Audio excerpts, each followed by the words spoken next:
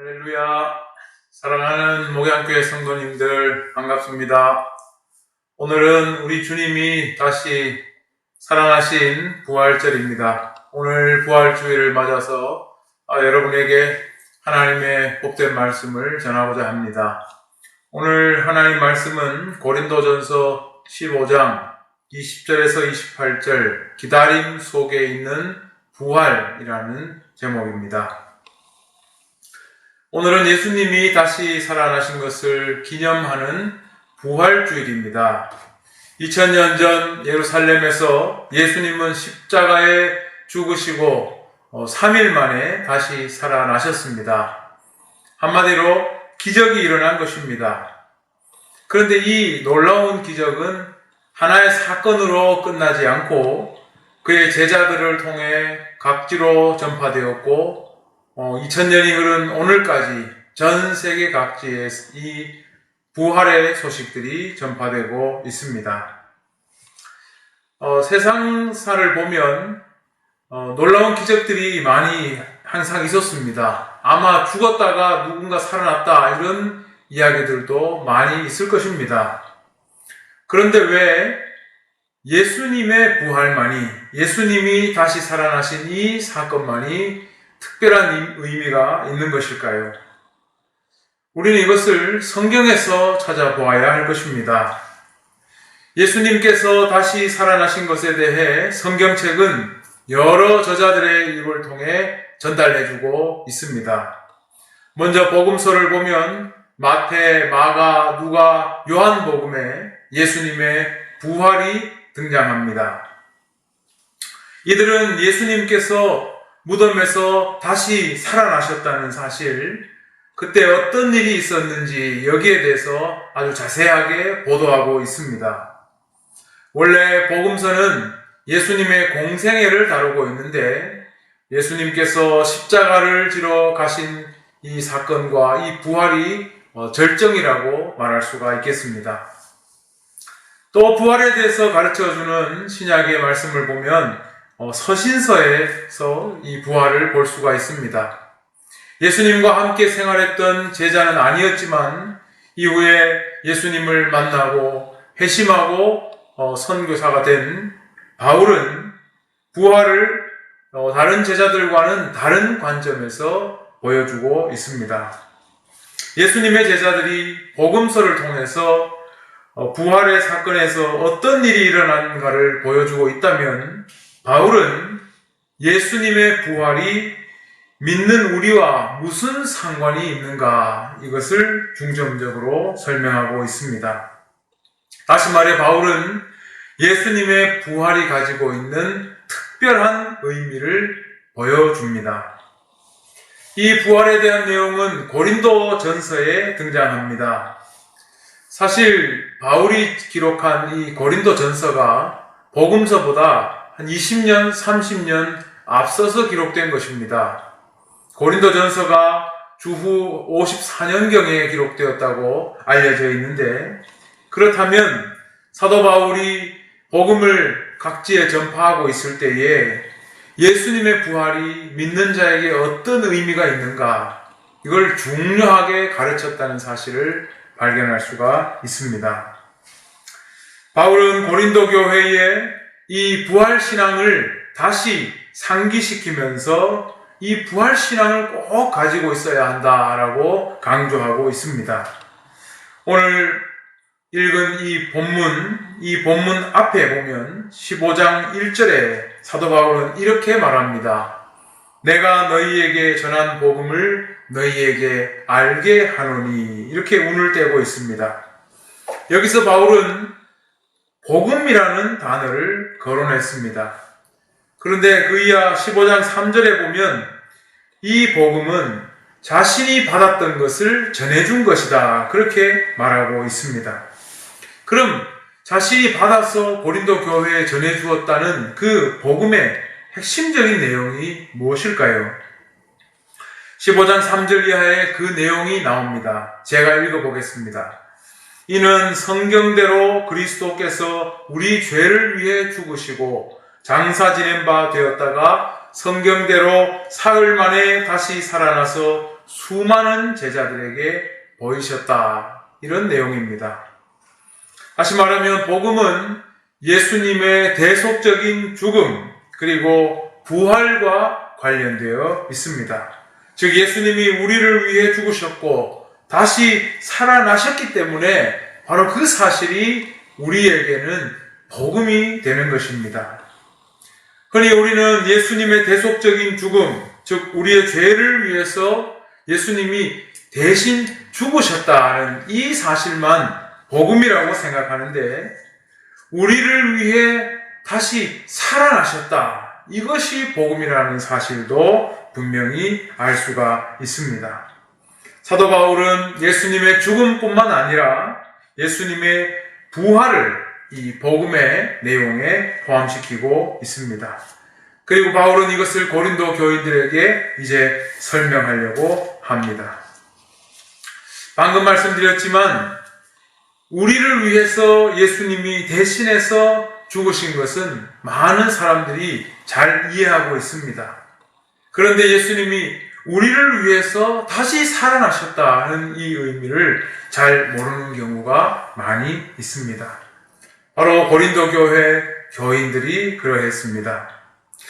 복음을 설명하면서 바울은 먼저 우리에게 무엇을 보여주냐 하면 이 부활은 성경대로 일어난 것이다. 그걸 말하고 있습니다.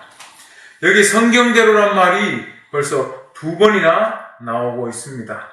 이는 성경대로 그리스도께서 우리 죄를 위하여 죽으시고 그리고 성경대로 사흘 만에 다시 살아나사라고 되어 있습니다. 즉 부활은 예고 없이 일어난 사건이 아니라 성경에 예고가 있었다는 말씀입니다. 특별히 예수님은 제자들에게 자신이 다시 살아날 것을 3번씩이나 말씀하셨습니다. 이것은 아주 중요한 사실입니다. 만약에 예수님께서 어떤 예고도 없이 죽으셨다가 다시 살아났다고 생각해 봅시다. 물론 그것도 놀라운 기적입니다. 다시 살아났다는 자체로 놀라운 기적입니다만 놀라운 그 이상의 의미를 찾기 힘들 것입니다. 그런데 예수님은 예고를 하고 그대로 다시 살아나셨습니다. 부활은 결코 우연한 사건이 아니라는 것을 보여주고 있는 것입니다. 부활은 우연한 사건이 아니라 철저한 하나님의 계획에 따라 이루어진 사건이라는 것을 보여주는 것입니다. 예수님도 그것을 알고 계셨고 그래서 하나님의 뜻을 따른 것입니다. 따라서 부활에는 하나님의 뜻, 즉 그분의 메시지가 담겨 있습니다. 사도 바울은 고린도 교인들에게 바로 그것을 이야기하려고 합니다. 부활에 담겨 있는, 예수님의 부활에 담겨 있는 우리를 향한 하나님의 메시지가 무엇일까? 바울은 이것을 이야기하려고 합니다. 먼저 사도 바울은 이 부활, 예수님께서 다시 살아나셨다는 이 사실, 그 주체가 누군가를 아주 분명하게 말하고 있습니다. 바울은 예수님께서 죽으셨지만 다시 살아나신 것은 하나님께서 그렇게 하신 것이다 말합니다. 하나님이 일으키셨다. 그렇게 표현하고 있죠. 고린도전서 15장 15절 이하를 보면 예수님의 부활은 예수님 안에 있던 어떤 신적인 힘, 예수님이 혼자 가지고 있었던 그 신적인 힘에 의해서 일어난 게 아니라 하나님께서 다시 살리셨다, 일으키셨다고 표현하고 있습니다. 하나님은 처음부터 예수 그리스도를 십자가에 내어주기로 계획하셨고 또 예수 그리스도를 다시 살릴 계획을 가지고 계셨다는 말씀입니다. 또 예수님도 그런 하나님의 뜻을 알면서 자신의 죽음과 부활을 제자들에게 다 말씀하신 것입니다. 이렇게 예수님의 부활은 하나님의 계획에 따라서 일어난 일이고 하나님께서 그 계획에 따라서 다시 예수 그리스도를 살리신 사건입니다.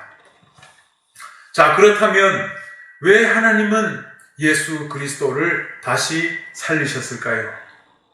고린도전서 15장 12절 이하를 보면 하나님께서 예수님을 다시 살리신 이 일이 곧 예수 그리스도의 복음을 믿는 사람들과 관련되어 있다는 것을 말하고 있습니다. 바울은 말합니다. 만약 죽은 사람이 다시 살아나는 일이 없다면 그리스도도 다시 살지 못했을 것이다. 또 그리스도가 다시 살아나지 못하셨으면 우리가 믿는 것, 우리가 전하는 것이 전부 헛것이라고 말하고 있습니다. 즉 예수님의 부활은 믿는 자와 깊은 관계가 있다는 말씀입니다. 그런데 본문 15장 19절 이하를 보면 이것을 더 구체적으로 말합니다. 이것은 예수를 믿는 자의 삶과 관계가 있는데 이렇게 말하고 있습니다. 제가 본문을 읽습니다. 만일 그리스도 안에서 우리가 바라는 것이 다만 이 세상의 삶뿐이면 모든 사람 가운데 우리가 더욱 불쌍한 자이리라. 예수님이 죽음에서 다시 살아나신 것이 예수님을 믿는 사람과 관계가 되어 있고 또 예수님을 믿는 사람의 삶과 관계가 되어 있다는 말씀인데 여기를 잘 보면 예수 믿는 사람의 이 세상의 삶과 관계가 된 것이 아니라 또 다른 그것과 비교되는 또 다른 삶을 위한 것이다. 이렇게 말씀하고 있습니다. 자, 그게 뭘까요? 본문 15장 20절에서 그 의미가 확실하게 드러납니다. 본문을 읽어보겠습니다. 이제 그리스도께서 죽은 자 가운데서 다시 살아나사 잠자는 자들의 첫 열매가 되셨도다. 죽으셨던 예수님이 다시 살아나신 것은 그냥 기적을 보여주려고 살아나신 것이 아닙니다. 혼자 어떤 퍼포먼스를 한 게 아니라는 말입니다. 그것은 잠자는 자들을 위해서 그렇게 하신 것이다 라는 말씀입니다. 그렇다면 잠자는 자들이란 누굽니까? 죽은 사람을 말하는 것입니다. 하지만 잠잔다는 의미는 단순히 그냥 죽은 사람이 아니라 여기서는 그리스도를 믿고 죽은 사람을 의미합니다.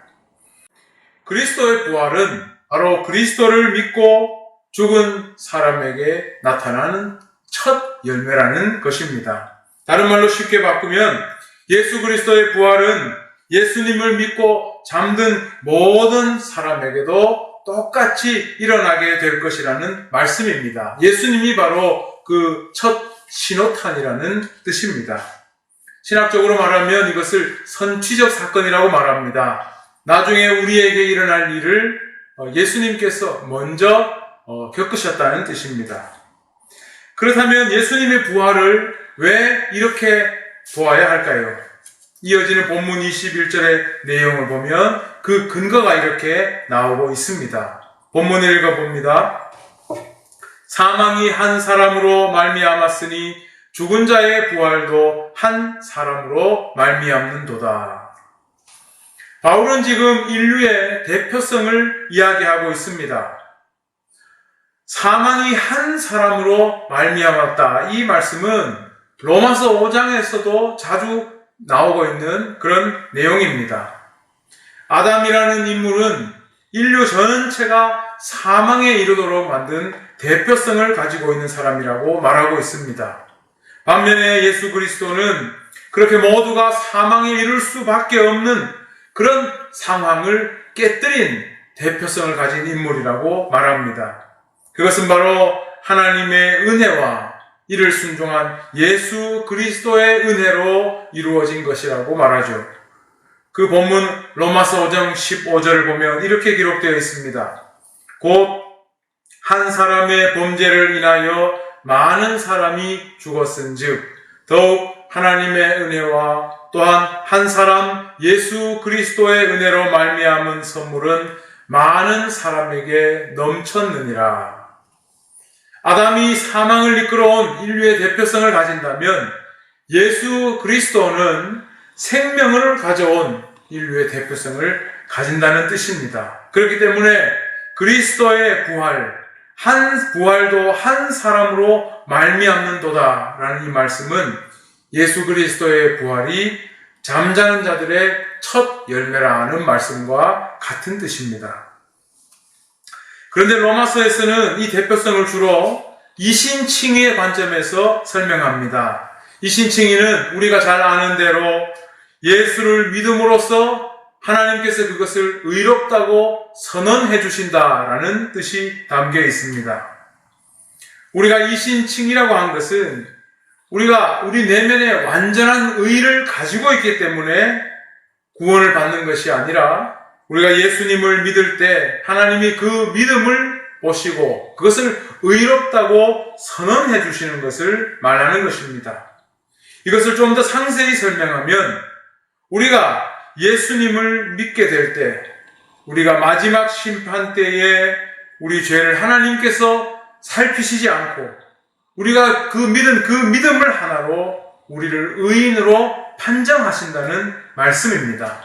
그래서 로마서 5장 9절 말씀에서는 우리가 그의 피로 의롭다함을 받았나니 진노하심에서 구원을 받을 것이라 말씀하고 있습니다.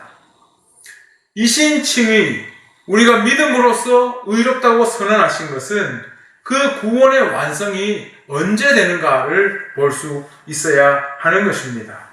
우리가 예수님을 믿을 때에 최후의 심판까지 보장되는 그 놀라운 은혜의 삶을 우리가 시작하게 된 것입니다. 그렇게 생각하면 믿음의 확신이라는 것이 뭘까요?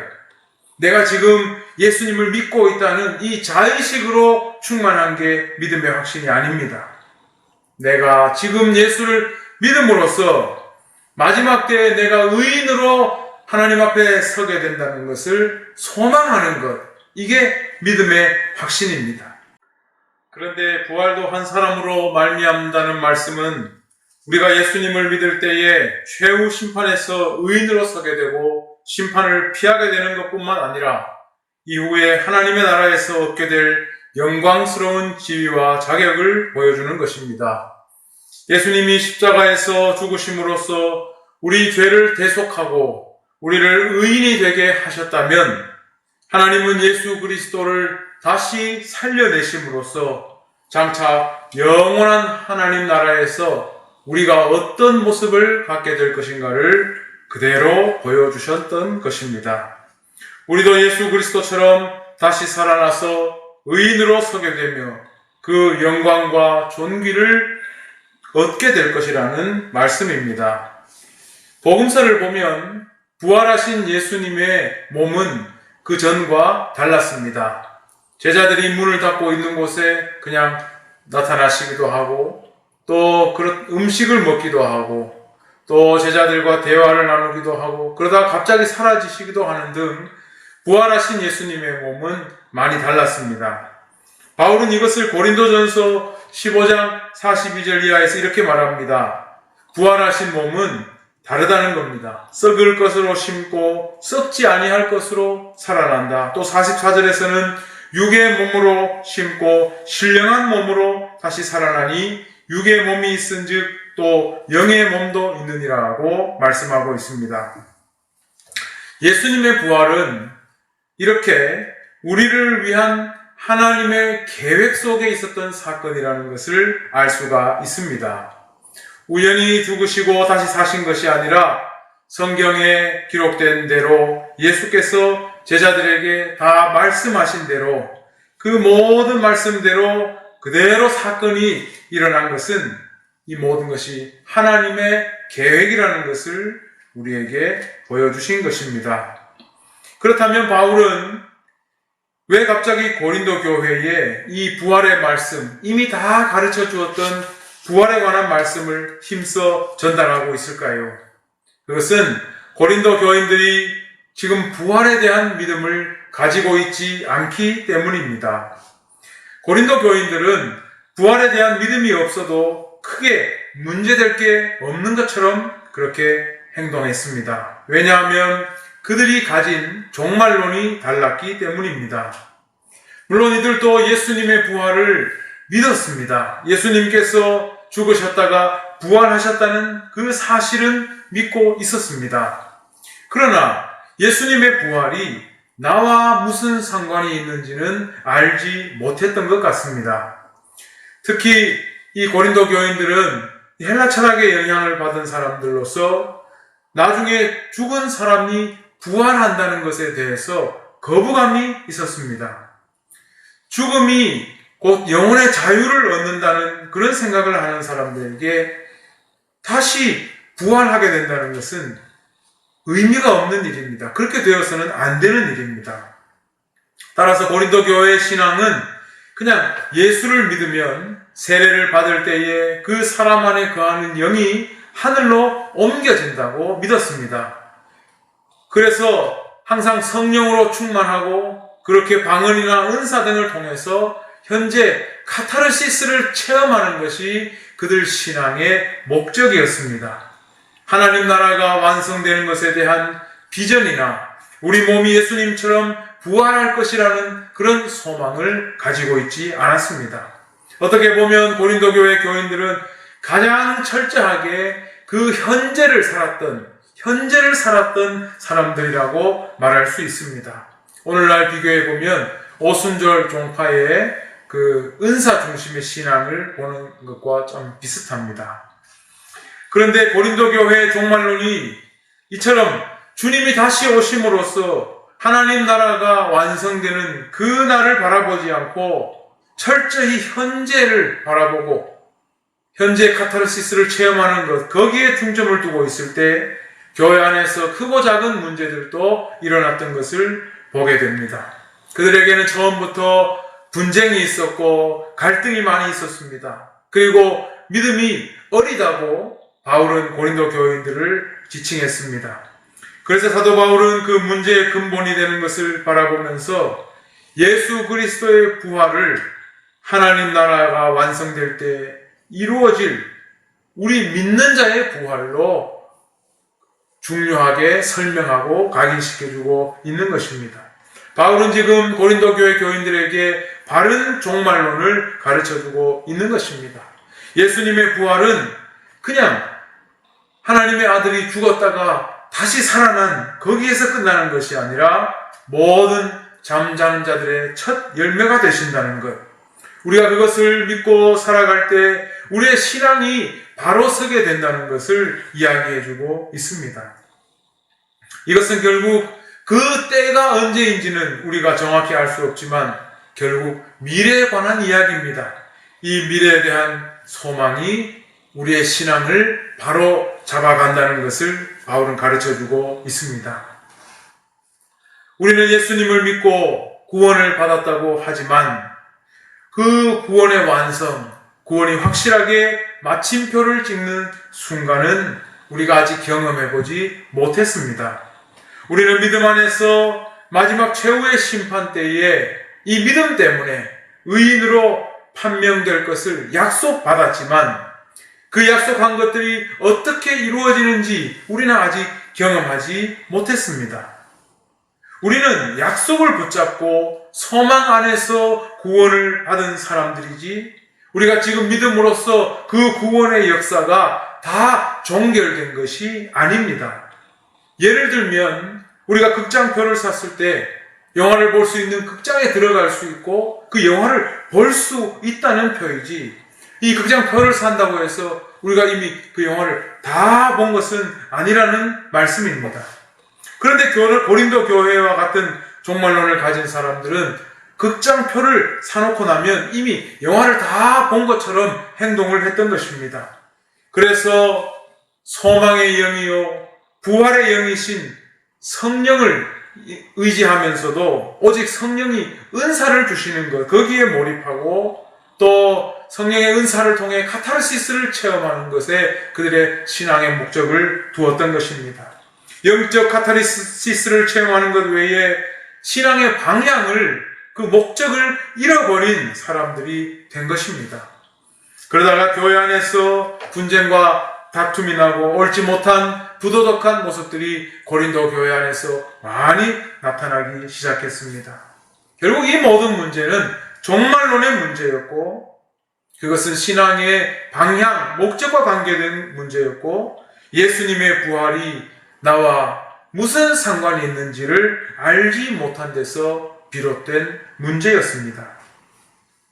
예수님의 부활은 예수님 혼자 죽으셨다가 다시 살아나신 그런 사건이 아니었습니다. 그것은 하나님께서 예수님을 다시 살려서 세상의 종말의 때를 미리 보여주신 사건이었습니다.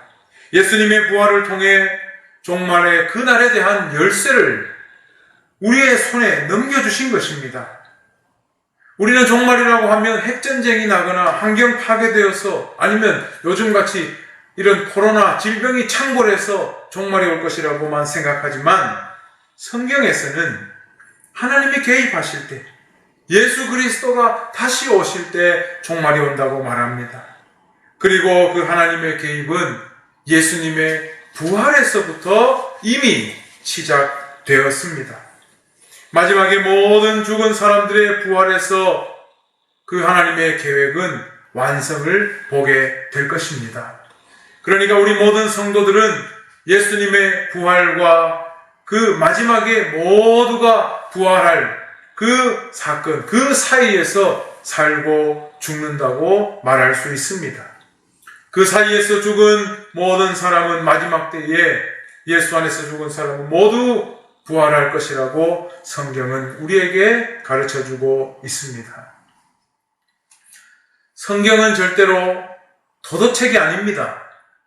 교회는 구제만 하는 기관이 아닙니다.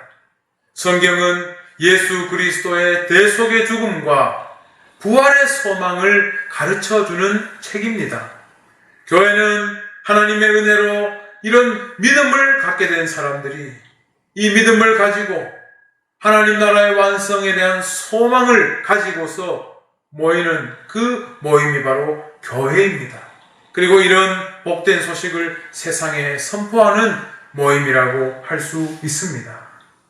우리는 이제 믿음 안에서 의롭게 된 사람들로서 동시에 부활을 기다리는 그 신앙을 가져야 할 것입니다. 부활은 우리 믿는 사람들에게 가장 크고 복된 소식입니다.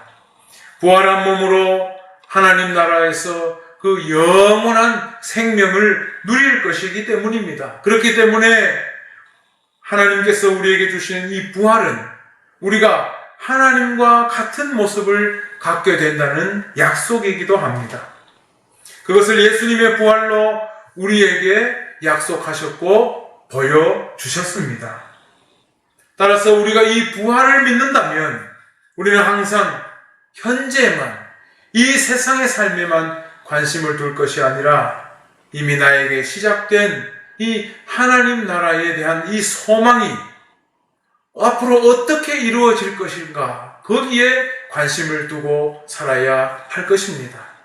장차 하나님께서 나에게 주실 이 부활의 몸이 어떻게 이루어질 것인가, 나는 그 소망을 이루기 위해서 어떻게 살아야 할 것인가, 여기에 관심을 가져야 할 것입니다.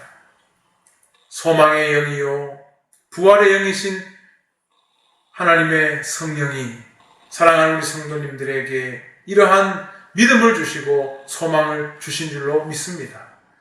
그 성령님이 여러분에게 이 부활의 소망을 더 굳건히 하게 하셔서 하나님 나라의 완성을 바라보고 오늘도 믿음으로 달려갈 수 있게 해주시기를 우리 주님의 이름으로 축원합니다.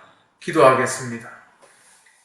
하나님 아버지, 우리 주님 다시 살아나신 그 부활을 기리는 부활 주일을 맞았습니다. 아버지 하나님, 우리 주님의 부활이 나의 부활임을 우리가 믿습니다. 하나님께서 우리에게 약속하신 이 놀라운 이 축복과 이 은혜를 우리가 알게 하여 주시고 이 세상에만 관심을 가질 것이 아니라 하나님 나라에 대한 소망으로 살아가게 하여 주시옵시고 그 부활에 대한 소망을 가지고 살아갈 때에 내가 어떻게 살아가는 것이 옳은지를 분별하게 하여 주시옵소서. 소망의 영이요 부활의 영이신 성령께서 우리 안에 날마다 하나님의 새로운 능력으로 우리를 새롭게 하여 주시옵시고 부활의 몸을 바라며 오늘도 나아가는 복된 하나님의 자녀들이 되게 하여 주시옵소서. 이 구원의 소망과 확신으로, 이 부활에 대한 이 소망으로 오늘도 기쁨과 감사함을 가지고 하나님을 찬양하며 나아가게 하여 주시옵소서. 거룩하신 예수님의 이름으로 기도드립니다. 아멘.